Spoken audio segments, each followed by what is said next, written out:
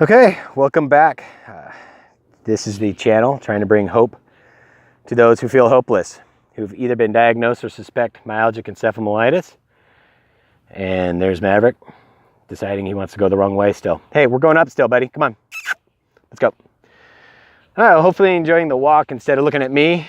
And I'm actually redoing this video because last time I took way too long to get to the valuable information. So let me try to cut to the chase a little bit today, but again, I hope you're finding hope with this, and I hope you're understanding a little bit more about what we're dealing with. One of the interesting statistics you may not be aware of is that about 9.5% of the people in northern Italy have some form of chronic fatigue syndrome. Yeah, they're still calling it that in some form of Italian. I'm not sure exactly how to say it in Italian, but if you go look it up, you'll see it. It's fascinating. So they're doing a lot of research and study out there right now. But there's also a fairly large contingent of people in Hong Kong with this issue. So it looks like this problem is growing. So I'm telling you this not to scare you, but to let you know that you're just not alone. All right, let's head down, buddy. And again, hope you like the view and the walk instead of looking at me. Today, on the 6th installment, I want to talk about our immune system and basically the good bacteria and fungus that lives in us in order to provide for good health. You know, we've been talking so much about eradicating the bad bugs. We haven't talked much about the good ones. So let's just jump right in and start right away with the idea that your gut is also known as your second brain.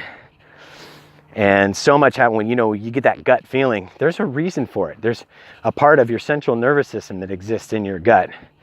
And I believe that a huge part of the problem is in that area of our anatomy. With that said, our gut dysbiosis, or the wrong bacterial growth, some of us even have small intestinal bacterial overgrowth, or SIBO. And because of that, we're having serious digestive issues and abdominal pain and irritable bowel syndrome, and you name it. In fact, I think most of us are.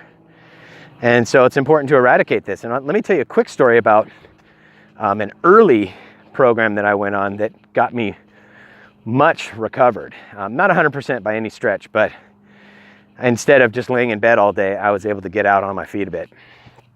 And that was when I just took doxycycline along with antifungals, but those aren't the important things.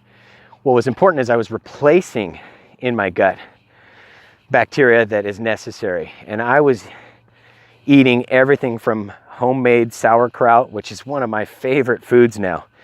So if you want the recipe, let me know in the comment section and I'll try and give it to you. Very easy to make. Fermented carrots, there's water kefir, which, as unusual as it may sound, is a sugar fermentation, kind of like beer and wine, but it doesn't really make alcohol. It primarily makes lactobacillus or lactic acid. And so with that, you can be rest assured that you're not consuming a lot of sugar.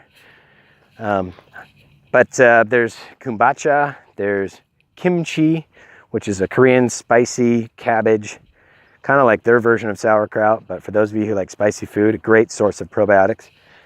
And then of course there's just probiotics that you can buy off the shelf, and ones with the greatest number of strains I highly recommend, of course.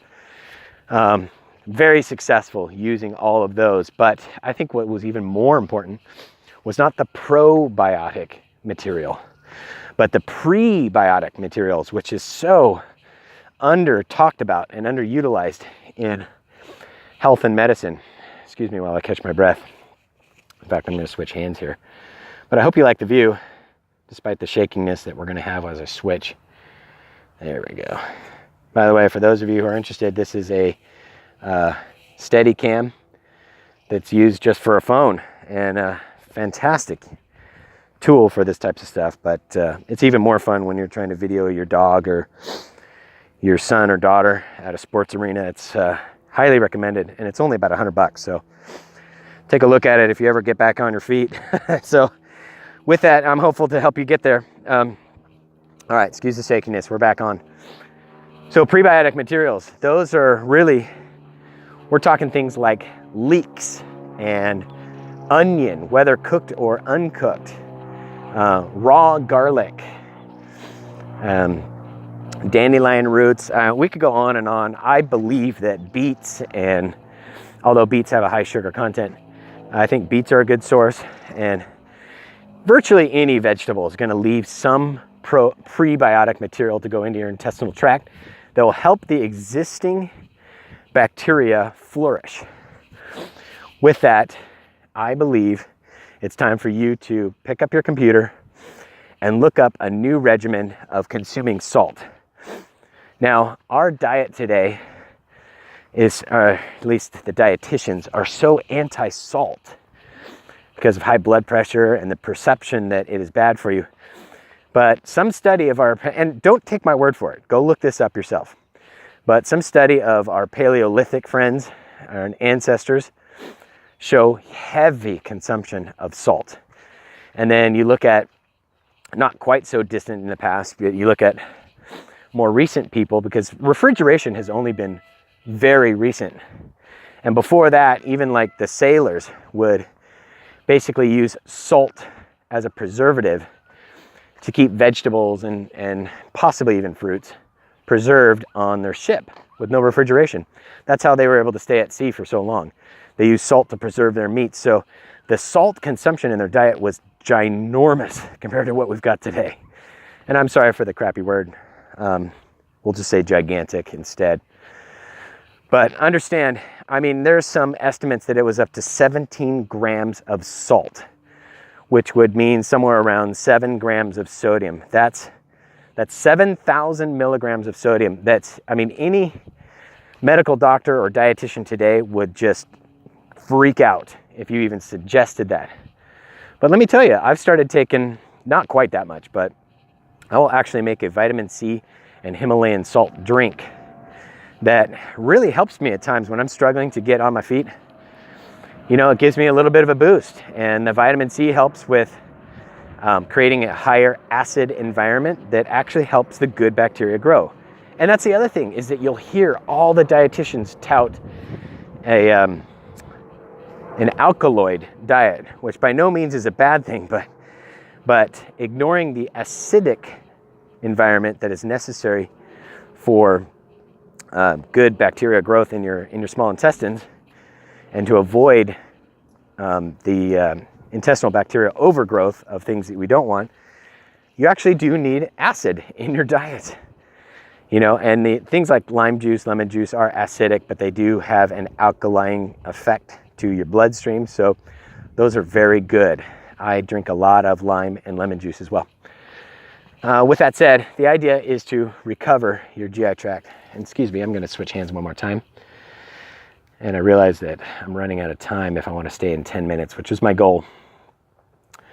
But so with the probiotic materials and prebiotic materials, you want to create the right pH balance in your system, and micronutrients that you can get in things like Himalayan salt is very, very helpful. There's potassium, copper, magnesium, potassium, and there's iron in that. So if you've got hemochromatosis or iron overload, there's two things you can do. One of which, you switch the salt so that you're not having too much iron, or two, start bloodletting.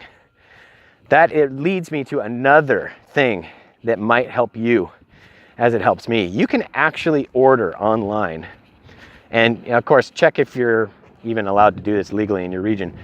Regardless of where you're at, you can order the following online. You can get some 16 and 18 gauge needles that you can stick right into your arm, just like they do at the blood bank. And you could bloodlet, take out no more than a pint, unless of course maybe you're 250-pound guy out there, you could take out a little bit more, but be careful with it and be sanitary. But the taking out of the blood, I don't know about you guys, but whenever I do that, I feel fantastic. It gives me a good solid 2 to 3 days before the septic toxic overload hits me again, and I don't feel great. But I mean, I'm talking about a level of comfort where I may be able to do martial art fighting again. I may be able to run a half marathon. I just feel great.